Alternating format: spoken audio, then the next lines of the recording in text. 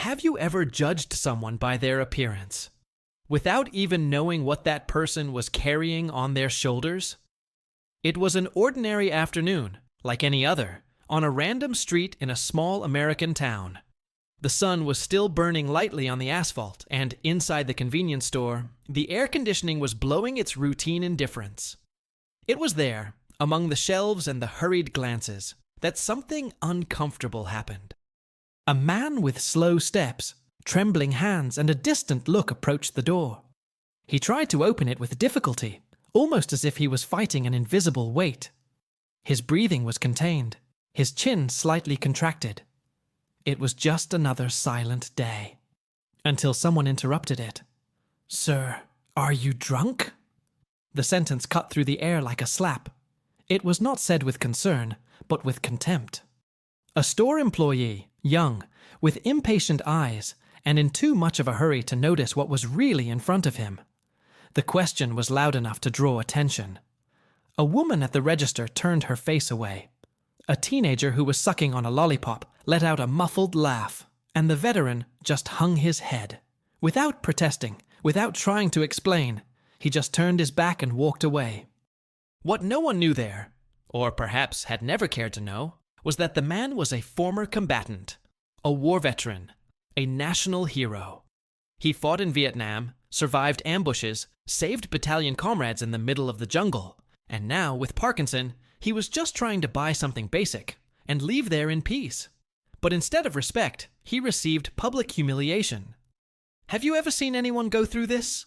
Or worse, have you ever turned away? The truth is that in the rush of everyday life, many of us forget that there are entire stories behind a tired appearance, a shaky walk, a lost look. What you discover now may surprise you, and maybe even make you see the world with different eyes.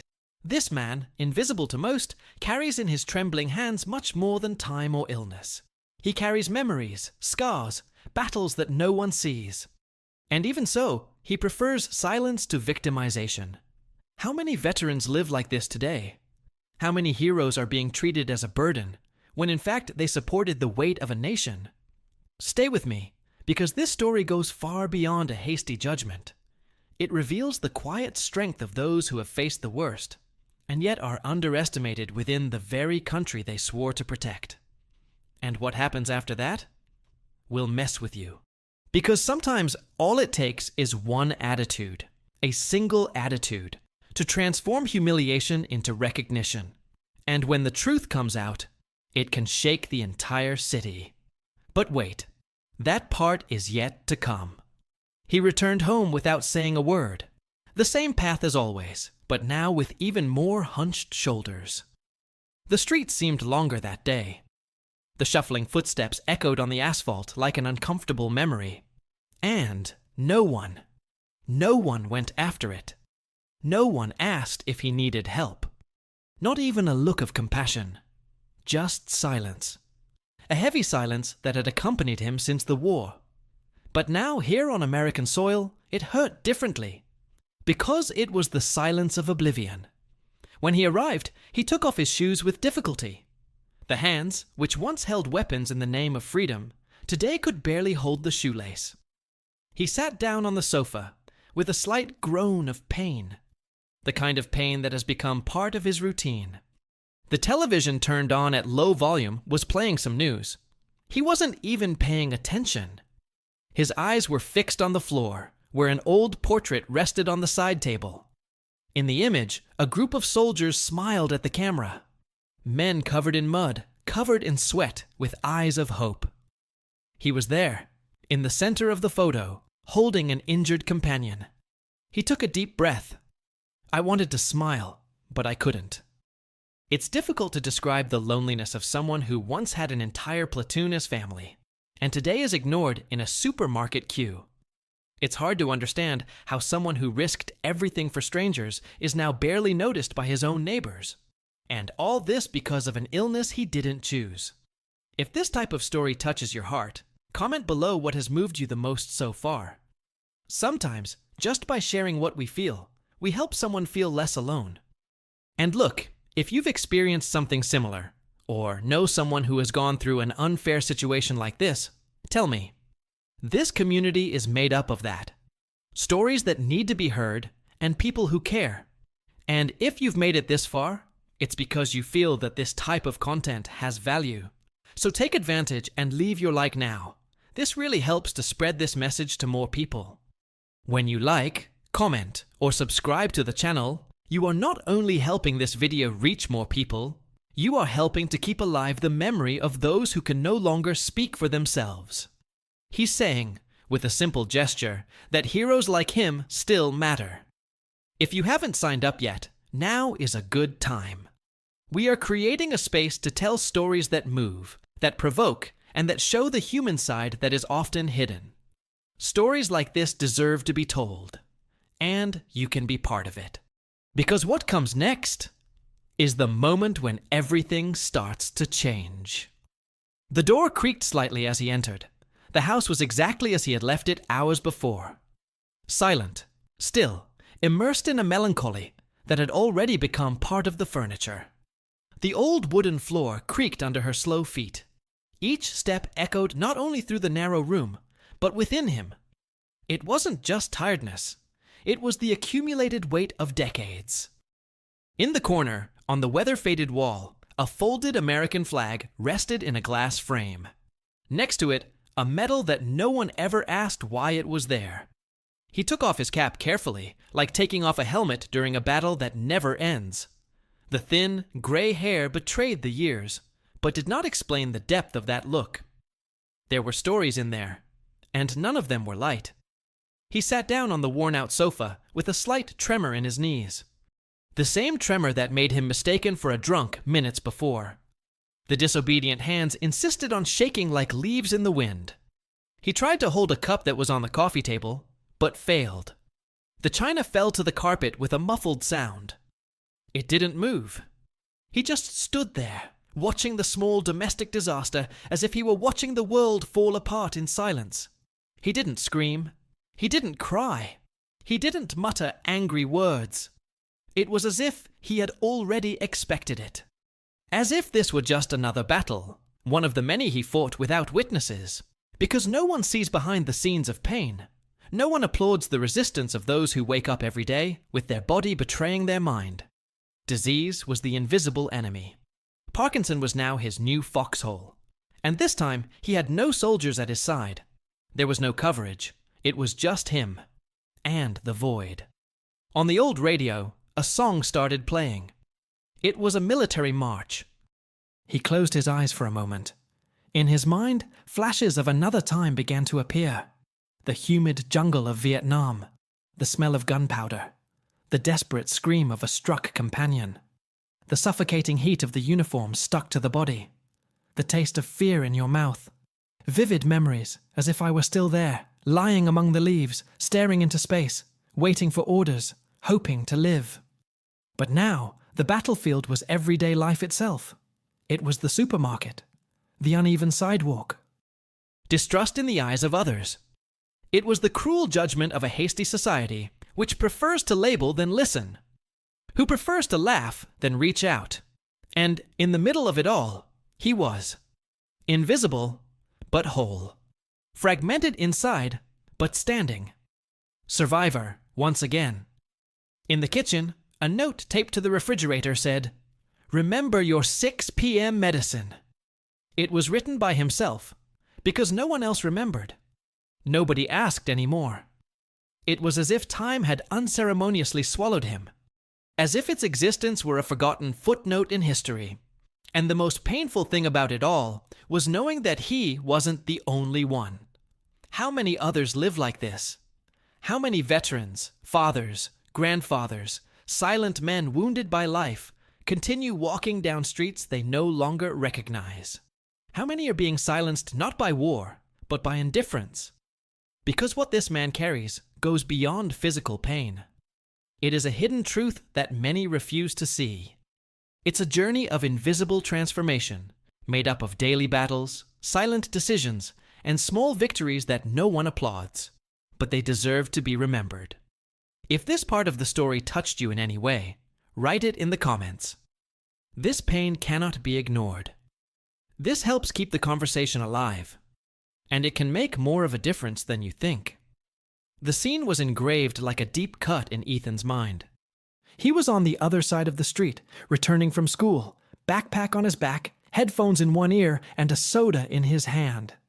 It was just another ordinary afternoon, until I saw that man being blocked at the store door. It wasn't what was said that hit him the hardest, but the way it all happened. The tone of contempt, the muffled laughter, the absence of empathy.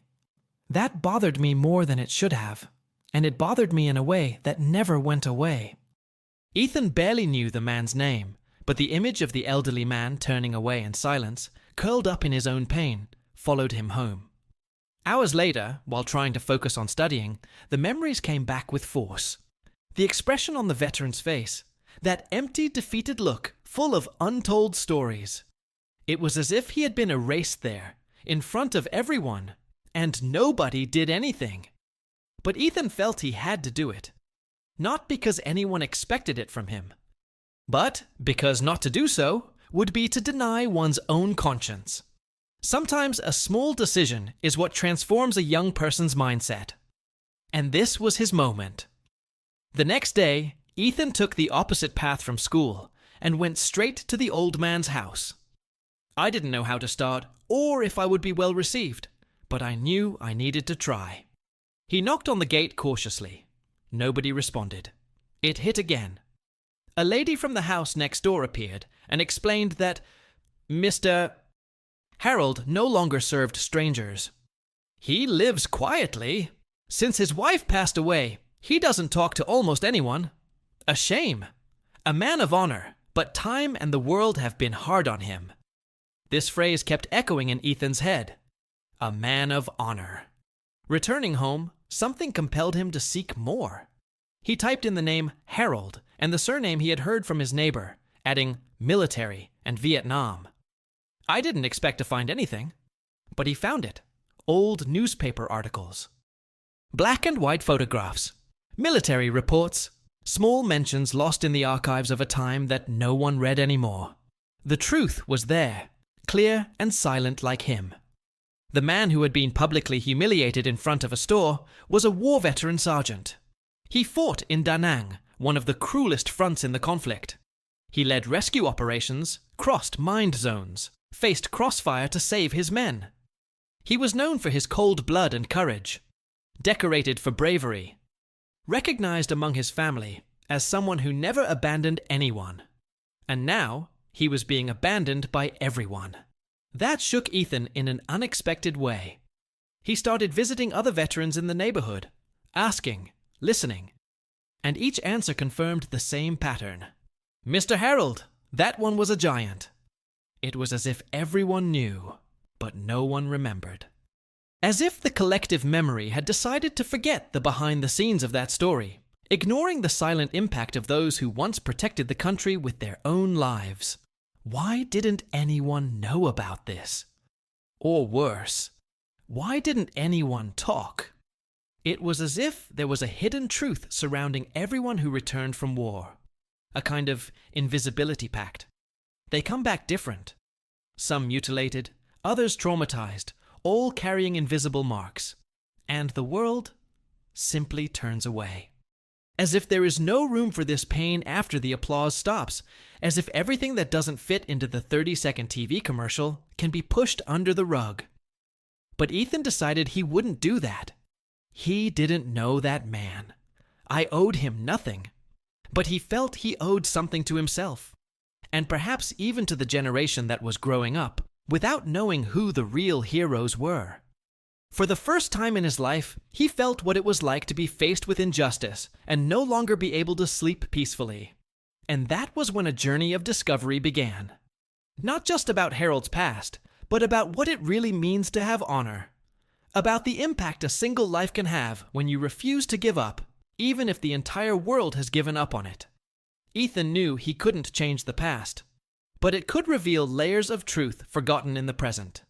Because what comes next is the point where this story stops being about a veteran and turns into something bigger, about mindset, decisions, legacy, about what we choose to do when we have the power to change the ending of a story in our hands.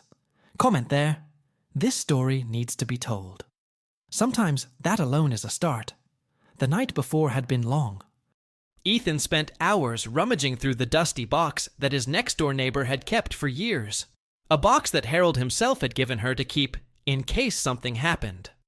Inside, faded newspaper clippings, official army letters, a decoration folded with blue ribbon, and a yellowed photograph in which 5 soldiers appeared smiling in front of a tilted helicopter. On the back of the photo, a handwritten note, Da Nang, mission complete. That's when Ethan understood that it needed to be shown. People needed to see it. They needed to know who he was, not the doddering old man from the store, but the man who had dragged bleeding bodies through the jungle so others could return home. With sweaty hands and a racing heart, Ethan put together a video. He had no experience with editing, lighting, or script writing. But it was true. He began by showing the scene he witnessed, the image of the gentleman being mistaken for a drunk. Then it cut to photos, the documents, the faces of soldiers that no one else remembered. And finally, Harold's eyes in a recent recording, sitting alone in front of the window. A silent face, but still full of dignity. At first, the video had few views. Only Ethan's friends and some townspeople watched. But all it took was a sharing from a former soldier for everything to change. In less than 24 hours, the post was circulating through veterans groups, historical memory pages, and social justice forums. Comments began to flood the screen. People who cried when watching it. People who said they felt ashamed for having judged so many people like Harold throughout their lives. Others are angry, not just at the store, but at the entire society that allows this type of forgetfulness. The repercussion was so strong that, in 2 days, the video had surpassed 100,000 views. It was in the hands of journalists, of NGOs linked to veterans, of families who also had silent heroes at home. And then came the pressure. The store that had blocked Harold began to be tagged on all social networks. Heavy criticism, demand for public retraction, threats of boycott. The manager tried to justify himself, saying that the employee was new and poorly trained. But no one wanted to hear excuses. Harold's name, until then whispered in forgotten corridors, now gained prominence. More clippings, more photos, more testimonies began to appear. Former battalion mates got in touch with Ethan. One of them sent a short but captivating message. "That man saved my life in 1971, and I never got to thank him again." This avalanche of revelations exposed not only Harold's story, but the collective failure of an entire community. It wasn't just about an isolated error of judgment. It was about institutionalized disrespect, about the way we treat those who were once indispensable and are now discarded as if they were no longer useful. It was about an uncomfortable truth that no one wanted to face, that real heroes don't wear capes, but scars. Popular pressure continued to grow. In front of the store, notes started to appear stuck with tape. One said, "This place needs to apologize." Another, tougher one, "Here they humiliated a hero." And as the days went by, more and more people joined the movement. Not for marketing, not for likes, but because they recognized themselves in that pain. It was as if everyone was trying to correct, in their own way, a mistake that could no longer be ignored. Ethan, who started it all without much pretension, was now seen as the voice of something bigger. He didn't seek fame. "I just wanted justice." But in the process, he himself changed. He began to understand the value of listening, the importance of memory, and the real impact that a simple gesture can have. Because Harold's pain was no longer just his. It belonged to everyone who was once left aside, ridiculed, silenced. And even Harold, who initially didn't quite understand what was happening, began to notice. Letters began to arrive. People knocking on your door with flowers, with cakes, with words. None of these things erased the past. But he began, little by little, to create a new way of looking at him. What was supposed to be just a video turned into a stream of empathy. A domino effect of collective consciousness. Because his story exposed not just the flaw of a city, but the void that modern haste creates between people. Deep down, everyone knows that they are failing to look at what is essential. And Harold's story was the mirror that no one wanted to face, but that everyone needed to see. Sometimes, it's only when the truth comes out that social masks fall, and that's when a real transformation begins. Write it in the comments. I can't pretend I didn't see it anymore. This could be the start of something bigger than it seems. The sun had barely begun to rise when Harold woke up that morning. Not because he had slept well, but because the entire night had been made up of jumbled memories, muffled sounds of war, and a silent emptiness that only those who have faced death up close can recognize. He didn't want to go. I didn't really understand why they were doing this. An event? A tribute? After so long? That sounded strange. He never asked for recognition. He never expected the world to look back. He just learned to move forward, even when there was nothing ahead. But someone knocked on the door. It was Ethan, in a wrinkled dress shirt, eyes steady, holding an envelope with slightly shaking hands. Perhaps out of nervousness, perhaps out of respect. He didn't say much. He just handed over the ironed clothes he had ordered to be ironed. It was Harold's old uniform, rescued by one of the veterans who was now involved in organizing the event. It still served. Slightly tight on the chest, but intact. And when Harold put on that uniform again, something changed. The fabric touching the skin seemed to awaken dormant memories. The weight of the past settled strangely on your shoulders. It was like wearing a piece of your own soul. On the way to the event location, Harold kept his gaze out the car window. The city that had always ignored him was now different. There were flags on the doors, banners hanging from poles, people gathered on the sidewalks. And in the distance, muffled sounds of applause. He pressed his fingers together in a failed attempt to contain the shaking. The only thing that was shaking more than his hands at that moment was his heart. When it arrived, everything stopped. Veterans standing at attention. Young people with t-shirts printed with phrases that no one had ever written for him. Heroes don't tremble. They endure. Students, entire families, people he had never seen in his life. All there, waiting just for him. The scene was so surreal that Harold took a while to get out of the car. And as he walked out, hesitantly, he heard a sound he hadn't heard in decades. Applause. But not the formal applause of official ceremonies. They were sincere, emotional applauses coming from the depths of the soul. People crying without shame. People who finally understand. The steps to the center of the stage were the most difficult. Not because of Parkinson's, but because each step echoed like a memory. The pain of being invisible for so many years. The anguish of having been discarded by one's own country. But there, at that moment, something inside him began to reorganize. As if the soul, which so many times wanted to give up, had found a reason to rise again. The certificate was handed over by a boy who couldn't have been more than 17 years old. The same age Harold was when he was sent to Vietnam. They stared at each other for a second, and the boy's gaze was firm, respectful, admired. No words were said, but it was as if they had a conversation from within, a conversation of generations, of pain, of legacy. Harold received the document, a piece of paper with words that he no longer needed to hear, but that nevertheless warmed a hidden corner inside his chest. I didn't say anything. Trembling hands held the diploma as if it were thin glass. And the eyes. The eyes finally gave way. Tears flowed silently. And that silence.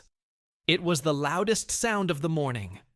Here was a man who carried the weight of the world on his shoulders, and who never asked for a single recognition, who lived more with wounds than with medals, who endured decades of oblivion, jokes, and judgments, and yet it remained intact. Because true heroes don't wait for applause. They continue. They just continue. Perhaps the most beautiful thing about that ceremony wasn't the mayor's speech, nor the beautiful words on the banner, but the simple gesture of a white-haired lady who approached, touched his shoulder, and said, "I'm sorry I didn't notice you sooner."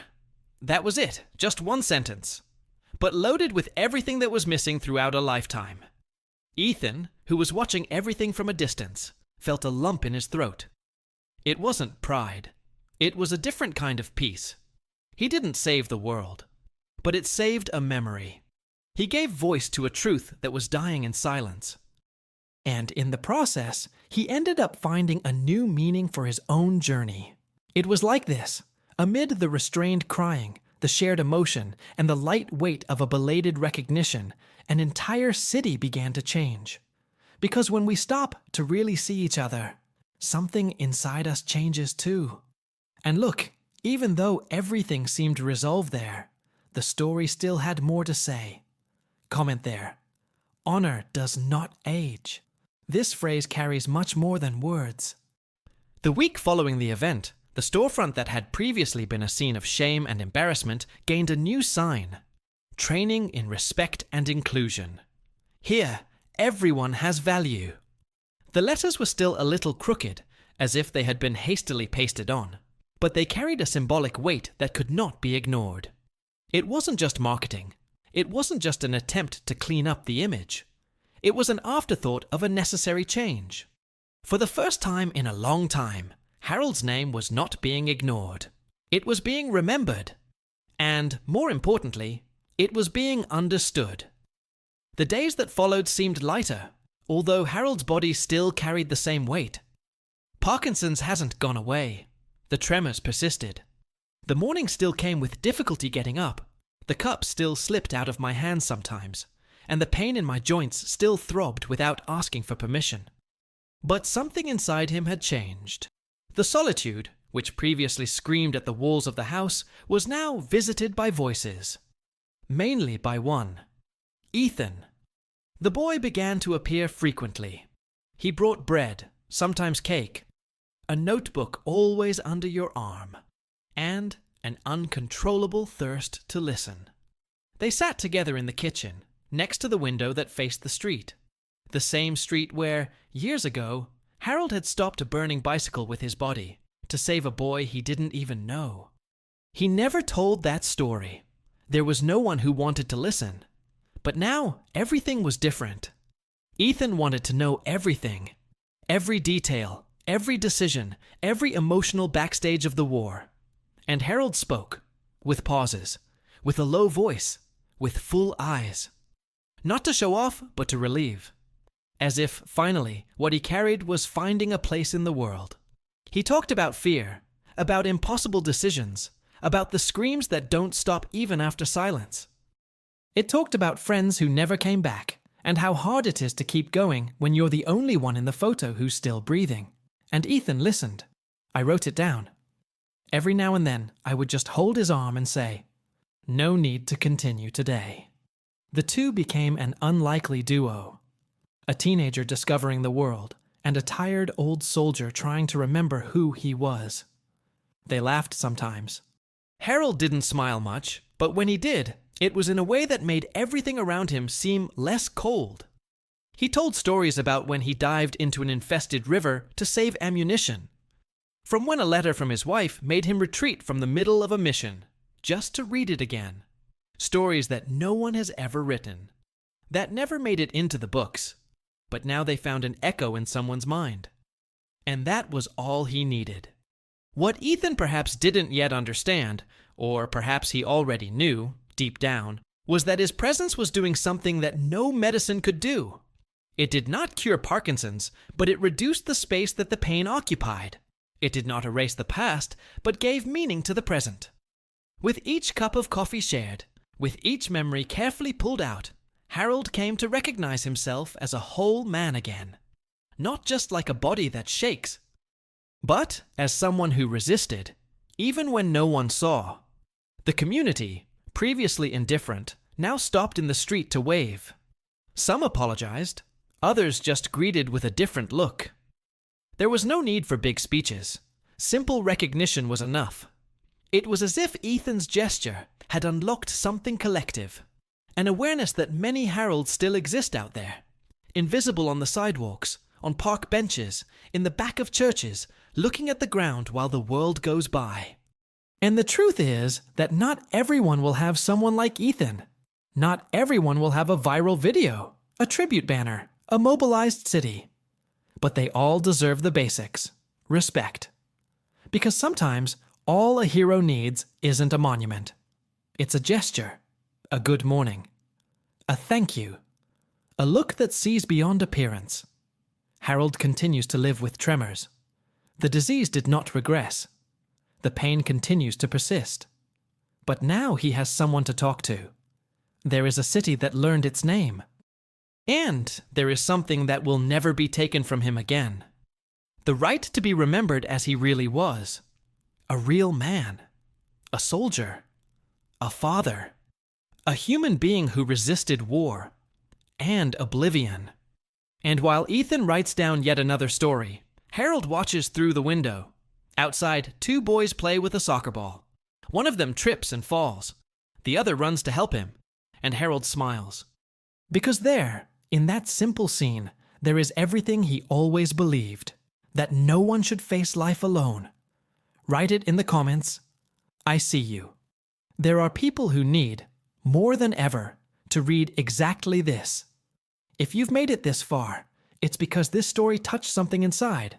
Maybe it reminded you of someone, or maybe it just made you look more closely at those around you. And if that was the case, then it was all worth telling. If this type of content makes sense to you, if it moves you, inspires you, or simply makes you think, take the opportunity to subscribe to the channel here. We are building a space to tell stories that deserve to be heard, and it would be an honor to have you with us on this journey. Oh, and tell me in the comments. Write it down. I walked to the end. That way, I'll know that you stayed with me until the last second. And really, that makes all the difference. If the video touched you in any way, leave a like. It's a small gesture, but it helps keep this kind of message alive and reaching more people who might need to hear something like this today. And look, there's a video here that complements everything we experienced in this story. Click on it and stay with me there, because there are more powerful things to share with you.